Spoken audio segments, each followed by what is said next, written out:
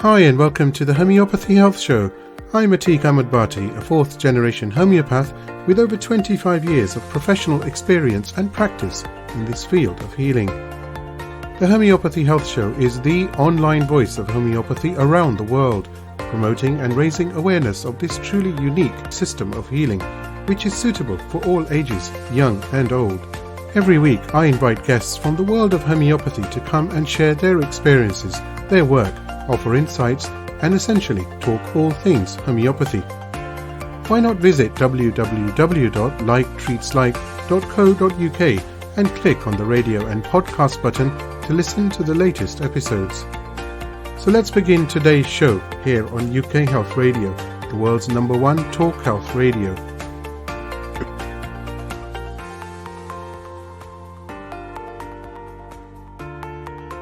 Hi and welcome to another episode of the Homeopathy Health Show here on UK Health Radio, and I'm your host, Atiq Bhatti. Now, I'm absolutely delighted to welcome Corinne Stuart, who is the Chief Executive for the Society of Homeopaths in the UK, to today's episode. The Society of Homeopaths is the largest group of professional homeopaths in the UK, working to uphold the highest professional standards in homeopathy. Now, interestingly enough, when I started this podcast, one of my personal wishes was to have representation from the society on the show. And here we go. So I'm really, really happy. It's going to be great. Now, Corinne has a commercial background and for the last 13 years has worked in the not-for-profit sector with organizations like the Royal Institution of Great Britain and is now the Chief Executive at the Society of Homeopaths. Corinne says, "My passion for working within homeopathy is all about the people within it, the passion homeopaths have for their chosen profession, and their desire to advance their skills and knowledge to help others." And with that, I welcome Corinne Stuart to the Homeopathy Health Show, and such an honor. Thank you so very much. Oh, thank you. And I'm very honored to be here. I've been really looking forward to this. Thank you for having me. You mentioned that you have spent several years, or should I say nearly over 13 years rather, in the not-for-profit sector, and you have been actively involved with the Association of Independent Professionals and the Self-Employed and the Royal Institution of Great Britain. So I was going to ask you just to share your experiences there and what that sort of entailed, which then led you to serving at the Society of Homeopaths. Well, I came to, so it's IPSI for short. I came to be working for IPSI because I was a member. And I was running, as a sole director of my own limited company, as we could do when the government hadn't changed the tax laws as they've done now. And I've been working in the membership sector for, as you say, about 13 years. So I came to IPSI as a member, as head of sales and then commercial director, because it sort of at that point in time, IPSI had 74,000 self-employed members, and these were all freelancers, consultants, or sort of owner operated business, a bit like homeopaths actually, So, and I came really almost as an insider because I've been self-employed as many times as I've been an employee in my career. So I know what it's like, the highs and lows of running your own show. And I just absolutely loved it. So I have an affinity with the self-employed anyway, because I recognize that the highs and lows and sometimes you can have a real love-hate with your own business,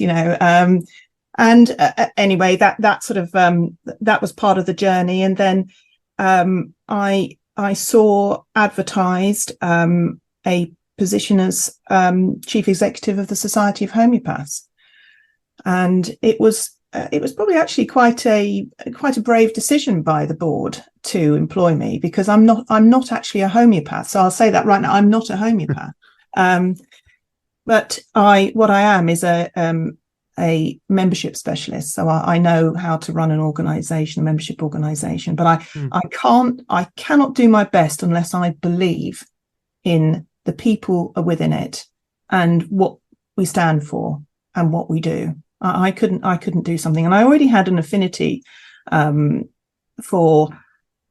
I suppose I'm a curious person. I love finding out, how things tick and new ideas in the world. So I already knew a bit about homeopathy, but at that point, that was May 21. So if you imagine May 21, we'd not long had lockdowns, and there was a lot of fear around at that time. But homeopathy stood for freedom of choice. I strongly also believe in bodily autonomy. I think there's a growing interest in natural health, and has been since during COVID and post-COVID. And really, this is the time. I mean, we were talking a little bit before we came on air. This is the time for homeopathy, in my view, and for homeopaths. So I don't think it's hard to think that there's been a better time in recent years. And it's up to homeopathy as a profession to decide where it's going, and for us to grasp these opportunities. And yes, we do have some challenges as well, but it wouldn't be fun if there weren't any challenges, would it? Life would be a bit dull if there were no challenges. So absolutely.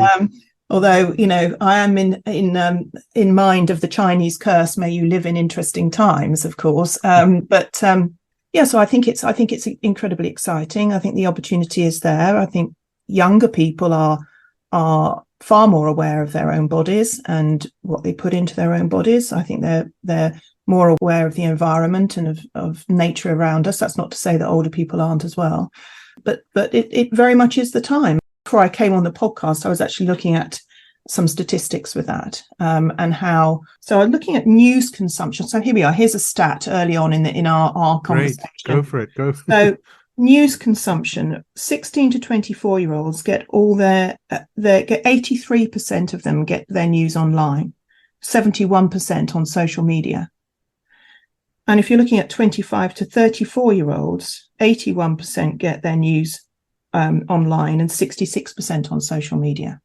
So sometimes when our members say, well, we're not getting a fair shout in the press, or why doesn't the BBC ever ask us on? Well, actually, those platforms are getting less and less important. We are very much in a culture and society now where it's bite-sized pieces of information. Yeah. And it's just so easy. I mean, on the mobile devices, just to get that information and get the facts. And if you want to explore further, of course, you have that opportunity as well. But gone seem to be the days, and I mean this with the greatest respect, where you would wait for a newspaper to come out in the evening or the next morning, because it's so old news now, isn't it? Social media is instant. It is, and I think there's been a lot of a loss of trust, which also accounts for it. I mean, the last stat, and only because I was looking at this morning, because we've got our we have a journal that we produce 3 times a year, and we're looking at sort of our articles and what we might be doing in the next issue. But this is from Ofcom's report in 2023, and this is a direct quote: broadcast TV's weekly audience sees the steepest annual decline since records began, while older audiences' daily viewing drops at the fastest rate ever. No one's watching, and it's podcasts like these that are getting through to people, not the old style media. So I'm doubly, triply excited to be on this podcast because of that. It's exciting times, isn't it? Because the beauty of podcasts and streaming services is that they don't control the way you live your life, because previously, as you know very well, and certainly I've been in this situation growing up as well, when, I don't know, the Two Ronnies, or I talk about comedy because it used to be so good, or Norman Wisdom, or others of that caliber, but they were on only once a week, and you'd had to sit down and be in front of the TV at a certain time. Now it's open. You can live your life, and when you get a chance, or when you think this is the day in the evening that I'm going to watch it, you can stream it. And it's exactly the same with, of course, social media and with podcasts. And that's so versatile, isn't it? So it actually gives you a choice, right? You spoke about choices. Absolutely, it does. Yeah. I think I try not to be too much in an echo chamber of my own making as well. I try to sort of listen to alternative views, however much that might raise the blood pressure, but I do try and do that as well, just to, if only to get a more rounded picture of where we are. But yeah, I think coming back to homeopathy, it's how are we going to navigate these changing and exciting waters, for the benefit of homeopathy? And certainly sort of the Society for the last year has been calling for a round table of all sorts of organisations in the UK, so that we can come together and really tackle these big, pose these big questions and tackle these big questions and say, right, okay, well, what are we going to do about it? Rather than just sort of all be in our own little silos and doing our own things, however great that your thing might be. But I think it's a new dawn, and I think we need a coordinated approach and some big ideas about how we might tackle that. I think that's so important and so needed, isn't it? Yeah. Corinne, I wanted to just touch upon this subject of choice, and you say, and I quote, "I'm a firm believer in freedom of choice and the right of everyone to lead their best life with the freedom to make their own decisions, especially when it comes to their own and their family's health." This is such an important statement, and actually it's quite profound when one ponders over it. We all have to make choices daily, and sometimes these choices can be terribly difficult. They can be very challenging. But it's so important to be able to make choices, because it's the choices that actually give us that experience of what is right and what is wrong. And in the majority of cases, they lead to gratitude, right? Because you're grateful for having made that choice, but being able to. And that's so important nowadays with healthcare. You mentioned the post-pandemic era, and everyone I'm speaking to now, and I've relayed this to several guests on the podcast, people before were very much, oh, homeopathy, I don't know about it, and I'm almost not interested. Now people are saying, okay, can you tell me a bit more? That's a huge breakthrough. And it's not just homeopathy, it's basically the world of natural healthcare. It is. And I'm a huge, I think, what else is there? If we don't have our freedom, what else is there? I mean, it's just it's the number one. Every part of life flows out of that. When I was growing, I didn't go to an expensive private school or anything like that. They stopped the 11 plus. I lived in Kent. I grew up in a small village in Kent, and at that time they stopped the 11 plus, and so I didn't go to grammar school. I just went to what was the old secondary modern, which was the new comprehensive. And looking back on it now, I think the teachers did their best, but it was really quite appalling, really. I mean, and we were very much sort of siloed into what our life was going to be. So when I had my careers chat, it was, well, you could be a hairdresser or work in a bank. That was the ambition for me. And I know brilliant hairdressers, and I know people who love working in a bank, but I'm so ill-suited for either. It's just a joke. There was nothing else that a girl like me could do. So the idea that you would have freedom of choice then, that was no choice to me at all. So it's freedom of choice as well, with people not pigeonholing you or being able to have the opportunity. Everybody have opportunities in life, and along with freedom of choice goes the freedom to make mistakes. And we've all made mistakes, haven't we? Absolutely. But we won't learn unless we make mistakes. And I think when we make a mistake, no one sets out to make a mistake, do they? No one says, oh, let me immediately make a bad decision, but it helps you grow as well. Those changes in life and the freedom to make those changes can take you on a far more interesting and rewarding and fulfilling path than even that you could dream of when you're a youngster. So I'm hugely pro freedom in every aspect that we can think of with regard to that. I think the other thing, your point about homeopathy, people are finding homeopathy not just through let me think about natural health, our homeopathy, but they're thinking, well, maybe I'll pop into my local health food store, or maybe I might just take some vitamin D as a supplement. Or my mum says I should take some cod liver oil every day, or whatever it is. We don't mind how people come to homeopathy, but there are more and more routes to homeopathy now, I think, than there ever have been. And whether you come at it because your family have always had used homeopathy, or your neighbour does, or your best friend at school tells you that her mum's gone to see a homeopath, or whatever it is, there are multiple ways that people are coming to homeopathy now. And I think we were talking about social media as well. I mean, that is why it's so exciting. I mean, think about how diverse homeopaths are. You know, in our membership, we've got people who are teachers, journalists, nurses, vets, accountants, actors, everything you can think of. And it makes this world of homeopathy so rich. But, it's interesting that, as you were saying that, I was just thinking that in the West, it's so different, because I was speaking to Jok Gede Kathiasa from Bali, and he runs something called the Tirtha Usada Clinic, and he's an Australian Balinese homeopath. And he said 95% of the Balinese people grow up with natural medicine. And it's a no-brainer, literally, for them. Yeah. And then I was speaking to a number of homeopathic doctors in India as part of the podcast, and just as friends, and it's a totally different structure there as well, because homeopathy is like at the corner of every street. You can find a practitioner, a doctor, a professor. There's colleges and hospitals focused on homeopathy. And it's a no-brainer. It's just like, okay, I have a choice. Do I want to go to the GP, or do I want to go to a consultant, or do I want to just go to the homeopath? Whatever healthcare system, just because we're based in the UK doesn't mean, it's not specific. We're talking generally the world population and healthcare.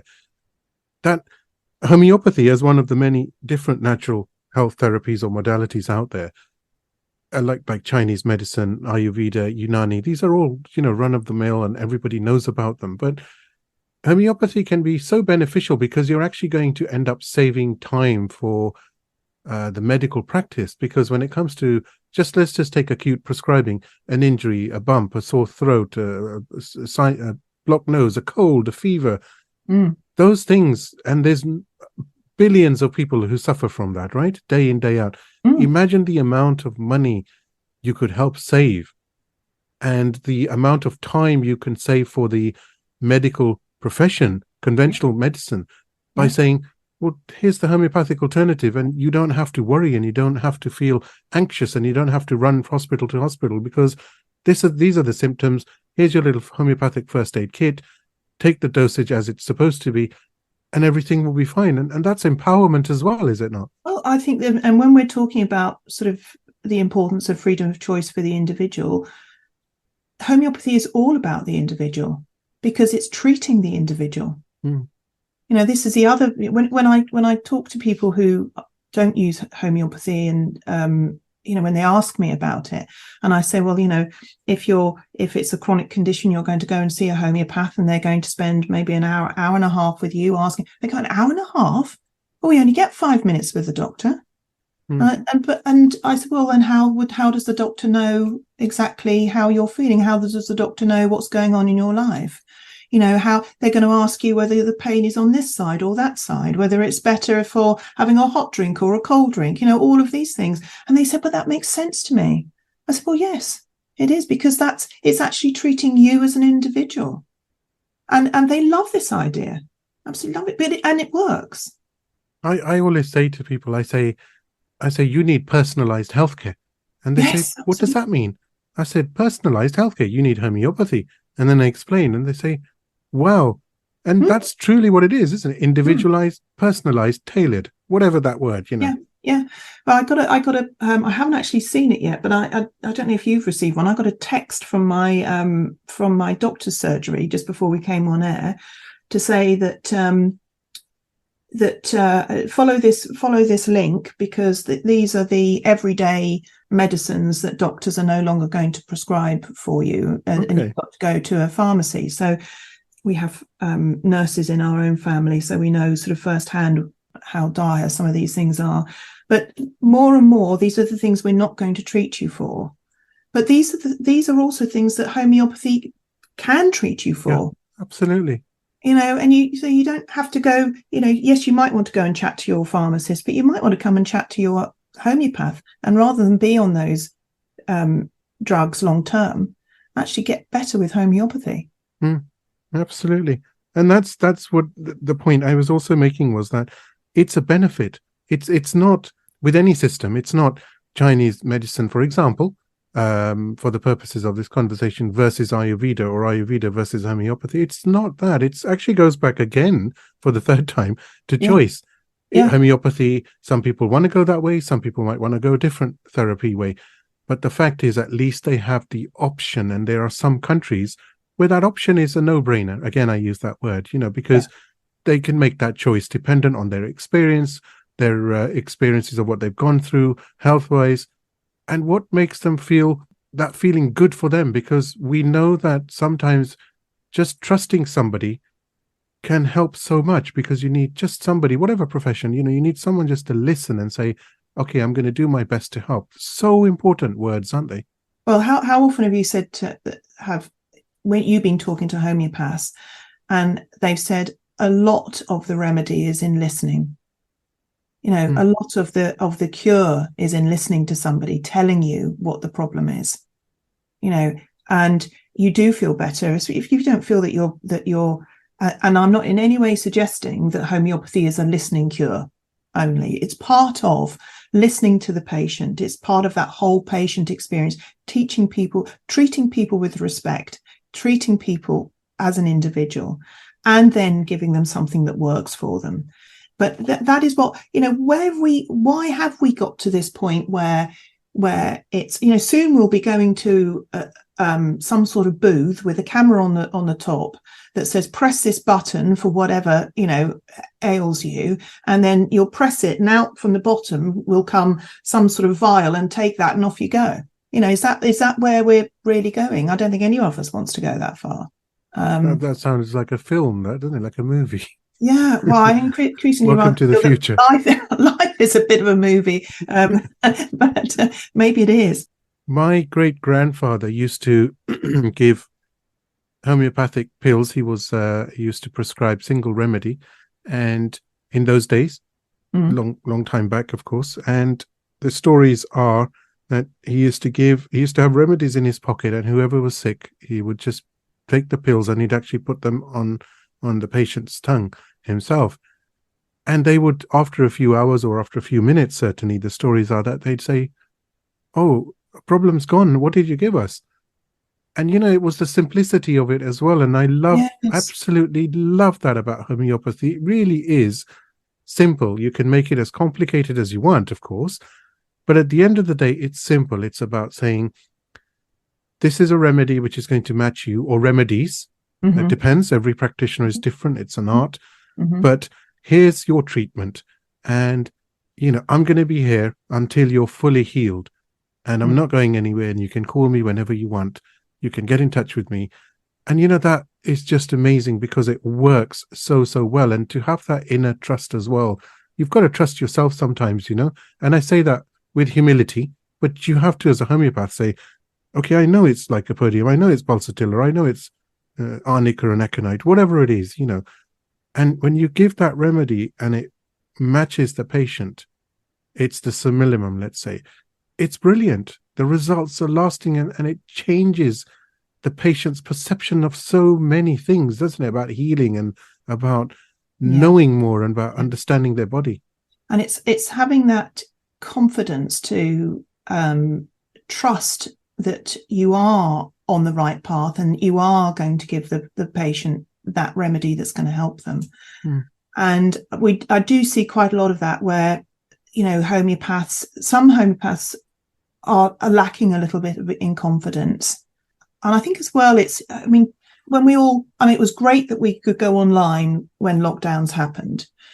But that's also meant that there has been an element for some homeopaths of isolation. There may not be many other homeopaths around them, to talk things through. That's why I say, you should be a member of the society, because we're a big community and a big support for you as well. But it's having that trust and in yourself, and the confidence in yourself, and the belief. You are you can do it. You've done it lots of times before, and you can do it again now. And I think sometimes that is a little bit a bit lacking. And they do need that support, particularly when you first go into practice as well. You come out of college and you're suddenly in the big wide world, and there's a lot to take on, isn't there, about running your own practice, because you're self-employed, whether you like to call your practice a business or not, it is. So you need business skills as well as, skills as a homeopath. And it's a lot to take on board. And you need that support from your own community, wherever that community is, whether it's in a organization like the Society, or it's a local group, or it's a couple of friends that you're chatting to down, and having a coffee, or listening to a podcast like this, for instance. All these things are really helpful, aren't they, to give you that confidence, because homeopathy it's got so many detractors. It's easy to get distracted by the detractors and let that knock you, and you really must not.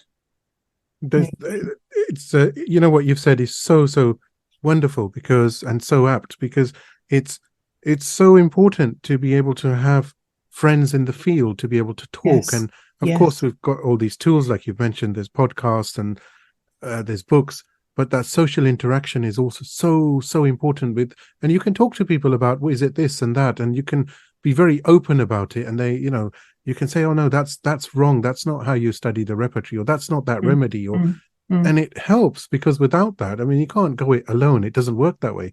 Homeopathy is actually very much community, because you're treating patients, and it's very much about unity, isn't it? Togetherness, and learning together, and moving forward together.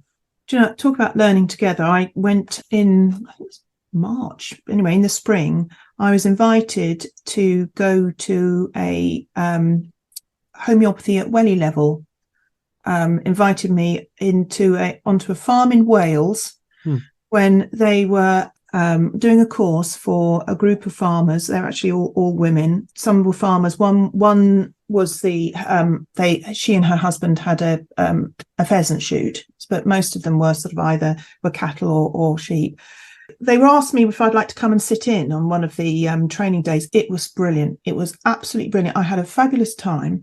We were taking cases as well. We were talking about animals, and they'd all just done one course before this. After one course, they'd taken what they'd learned back with them to their farms, and they were one of them had treated her animals with such a good result that she then went and bought a first aid kit and was treating her own family.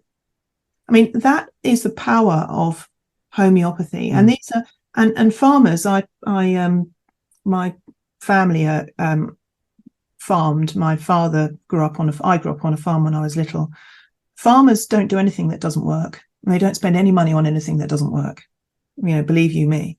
But they were cutting down on their antibiotic use. They were understanding their animals better as well, because they all know their animals, but they're understanding their animals better. And they were getting some amazing results from that.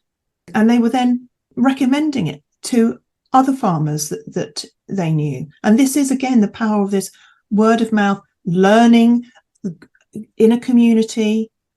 They had the support there of the other farmers on the course, the support from homeopathy at Welly level as well, but then also talking to other farmers in their community, and said, look, this will, if anything, this will save you money. And it's very important with cutting down antibiotic use for cattle as well, particularly with milk farmers, for dairy farmers.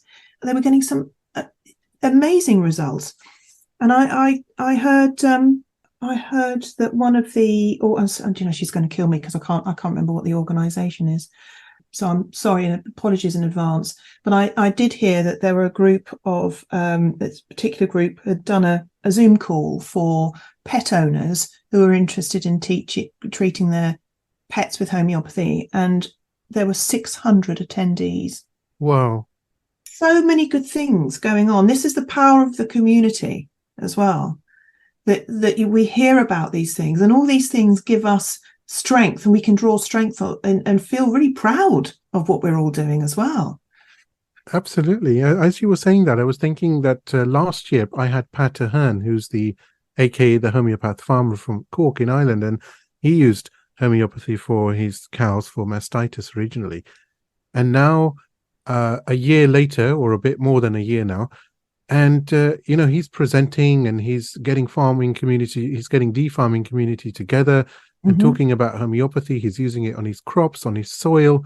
He's done a few really interesting videos for me, which I've shared on my reels, where he's showing how the soil has changed, and just the sheer beauty and healthiness of it, and or vitality, should I say. And Tracy Simpson in New Zealand, who I'm doing a running series with, A Day in the Life of, is a dairy farmer, and she is the owner of Homeopathic Farm Services. And again, there's huge interest because of the fact that she's using homeopathy on her cattle, on her dairy cows daily. And more of the farming community are becoming involved and asking, well, hang on, how does this work? And you're also using it on your crops, and with agri-homeopathy, or some people call it agro, it's plant as well and soil-based, isn't it? So it's just so exciting to know that that's happening. It really is. And if I'm the sort of person, if I've got a goal in mind, if someone slams a door on me and says, no, you can't do that, I just think, right, I'm not going to take no for an answer. I'll if the barrier comes up in front of me, I think, right, well, I'll go around that, and I'll find another way of doing this. And I think the tremendously exciting strength of homeopathy is all these people, everybody is doing their bit to get through to the public consciousness, and we need everybody to do that. Not just one part of homeopathy can do it on its own. That's where we become, the stone starts rolling, doesn't it? And it builds up momentum, and it gets quicker and quicker and quicker. And I know it's different in India and other places, but it's how it is here at the moment. But that stone is rolling quicker and quicker and quicker. I've been hearing from the colleges that the intake this year of students of studying, well, it depends whether you're studying a 2-year full-time course or an online course or a 4-year part-time, the students are getting younger. They're far more business savvy when they come, and they're far more determined that they want to make a full career out of this, not just dabble in it. They want to go into practice and make a successful career out of this. And that's a big hurrah, because we absolutely need that to happen, because we've got some, as well as all these great things happening in homeopathy, we've got some challenges as well. And one of our challenges is that our wonderful homeopaths, unfortunately, time catches up with us all. And our practicing homeopaths are getting older. And quite a few of them, especially those, the well-known names that we, love, are getting towards retirement age. So we need more people to come into the profession to replace the ones that are leaving. And that is really, really, really important that we do that, and that takes commitment, because it's not, nobody gets a grant for training in homeopathy anymore. So it takes commitment, but I think we've got colleges in the UK that are really aware of these challenges. I don't know if you know, but we've just announced that there were 2 education accreditation processes in the UK. I'm not talking about medics now with the faculty of homeopathy. They have their own exams because they're medical doctors that are members, but for the non-medical doctors. So the Society accredited colleges, and then another organisation called QAVS accredited colleges. And we agreed this summer that we would come together as one unified organisation, an independent organisation of the registers.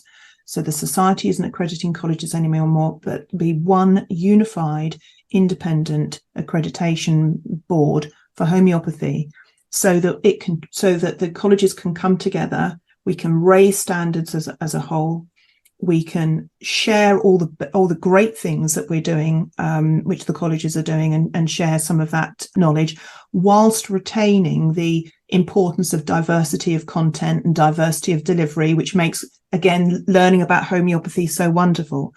But this is a huge thing for homeopathy, to have that unified body, so that we can tackle all the big issues that we need to start to talk about at college when people first come to college.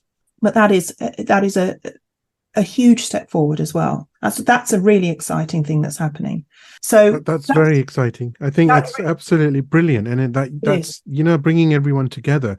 I love all that, because that's very much what I know. I'm just one person, but I try to do that as far as the guests who come on the show and the promos that go out on the social media. And it's about collective, that big community of homeopaths. And if that can be done with colleges and there's a central board, I mean, that's just brilliant for community, because stronger together, right? Absolutely stronger together. And we can bring everybody under, if we can bring everybody under the it raises standards as a whole, because we are not a regulated industry, as you know. We would, of course, I'm going to say this, but we would like everybody, all homeopaths, to join a register, because it gives public confidence in homeopathy as a profession. And we are still working within the system that we've got, so public confidence is really, really important, because they recognize a certain way of healthcare, and homeopathy is quite a lot different from that. So I'm a commercial person. My whole career has been commercial, and there is a thing called the fear of regret, that people don't buy because they fear that they may regret the purchase. So it's that hesitation. So if we can get, some of the public that might be a bit hesitant about trying something different, if they can see that we've got all these great standards, they can see we're transparent, they can see that homeopaths, do a 4-year or 2-year full-time, really in-depth course, that they know what they're about, that they can come and talk to you, and that they understand you. That's all part of public confidence. That's all part of public confidence. That's what you're saying, and what's been done last summer is so commendable and so needed, honestly, because again, I go back to the same thing about unity. It's so important. So to come together and have those standards, which of course, and it's so applicable for the new generation who are very much in line with this thought process. Well, are you registered with such and such? And okay, what's the objectives of that organization? Which actually take me on to the Society of Homeopaths. The society was started in 1978, so we're not quite at our 50th yet, Atiq, like you are. We're 5 years off our 50th. So we started then, and we have all sorts of different people. As I said earlier, all people from all walks of life choose homeopathy. So, we do have doctors, nurses, we have midwives who've then trained in homeopathy. But everybody comes to homeopathy because, most people come because it's worked for them. They've had an experience and it means it worked for them. We're there as a real umbrella of support for homeopaths when they come into practice. We're probably, I think, we're known for our high standards. Our members have to abide by a strict code of ethics. We really are the gold standard as far as registers are concerned. We're the largest register, we're the largest membership organisation, the largest registering body for homeopaths in the UK.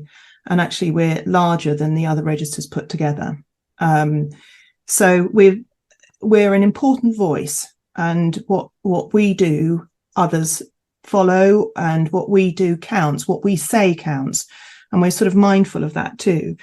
Our members join us from overseas as well, but not so many overseas. We do lots of things. I mean, we have a My Practice program, which we're massively extending next year. And this is for a program that supports homeopaths when they're graduated in the first 2 years, those really critical 2 years. Anyone who's run a business or who's listening to this podcast will know that it's the first 2 years, really the first year particularly, but the first 2 years are critical to staying in business. So we have a whole My Practice program of films and events and learning opportunities that supports those members. They can phone us up members can phone me. I was on the phone to a homeopath yesterday, a registered member yesterday, just giving her support with an issue that she's got. To know that you can pick up the phone, if you are a member of the society and something is on your mind or you're worried about something, you can pick up the phone and speak to somebody on the other end of the phone is huge. It's really huge. Even if it's just to hear, you've done the right thing, or yes, you're right, perhaps you could have done that, but let's have that learning from here on in. We put on a conference every year, and I'm delighted to say May the 18th, we're going back to a face-to-face conference in 2024.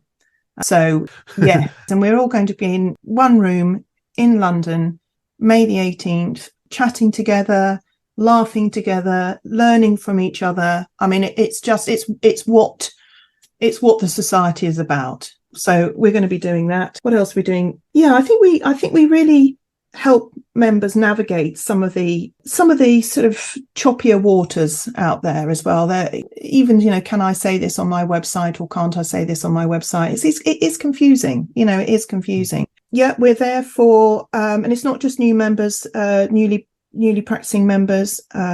It's helping members who've been running a practice maybe for a few years, and you want to perhaps learn about how you might do something a little bit differently. And a lot of people, if they've been running a business for a while, you don't want to admit that you don't know everything. We're a safe space for admitting that you don't know everything and introducing new ideas. And it's and we, I don't know whether you might be interested in this. We did a really interesting survey asking our members, and it was the biggest response we had for a survey for many, many years, because we asked our members, how they were feeling, what they were hoping for, and some of the challenges they were having. And what really came out from that was growth. It was a theme of growth.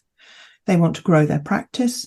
They want to grow their income, because that's the dirty word that people don't want to talk about. But you've got to earn money to be able to stay in practice. Absolutely. There's no shame in that. It won't make you a less of a homeopath if you're actually running a successful practice that helps you support your family and put food on the table. Of course. They wanted, there's a growth in the number of patients, and that was all about how do we get that word of mouth out. Growth as a homeopath. That's the other thing that I love about working in this sector, is because homeopaths want to keep on learning. The amount of times I've hit, you will never learn everything there is to know about homeopathy.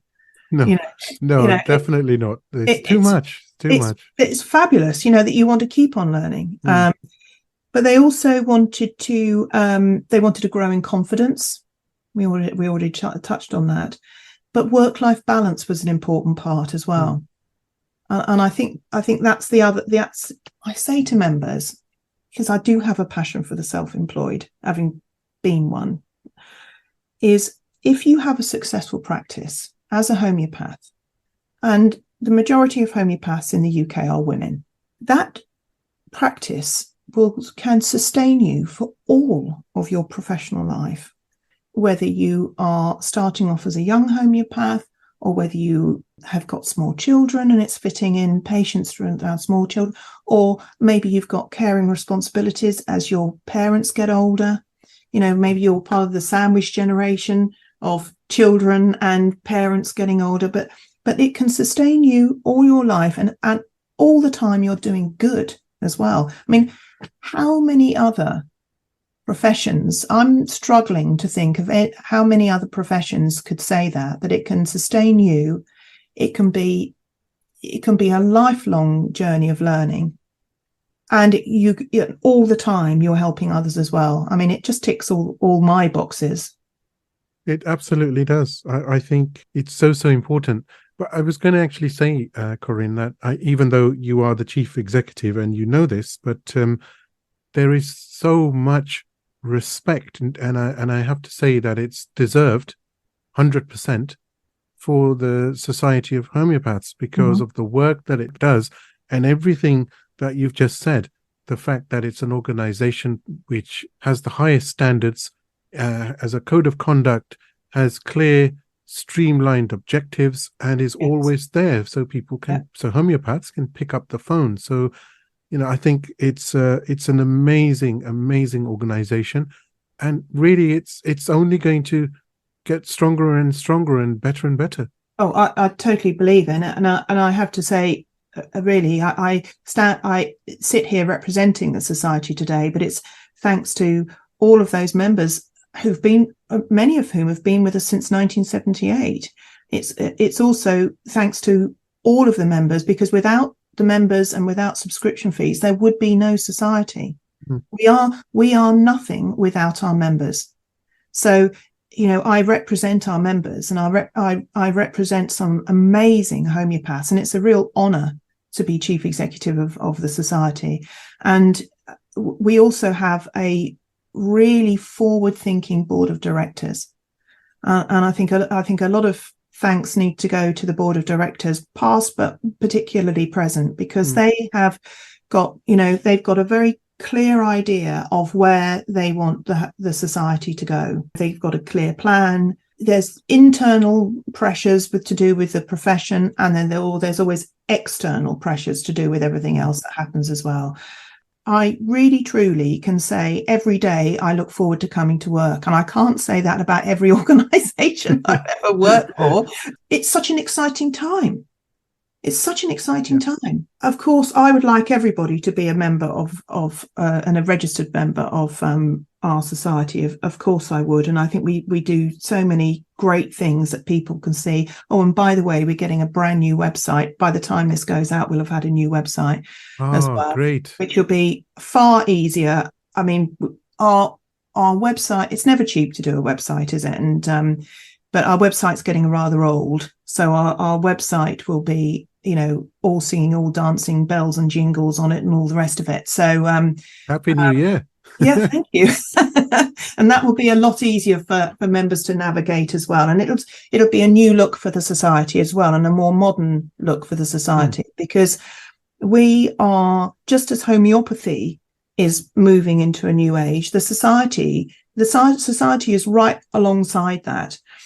And actually, it's the job of the society as well to anticipate some of those opportunities and challenges coming down the line, so that we can either let our members know and prepare for that, or sort of take a view and really, so our members don't have to be, reading reams of newspapers and reams of this, and while trying to run a busy practice, and what are the things I should be concerned about, what are the things I shouldn't be concerned about. Not that we tell our members, at no way do we ever tell our members what to think.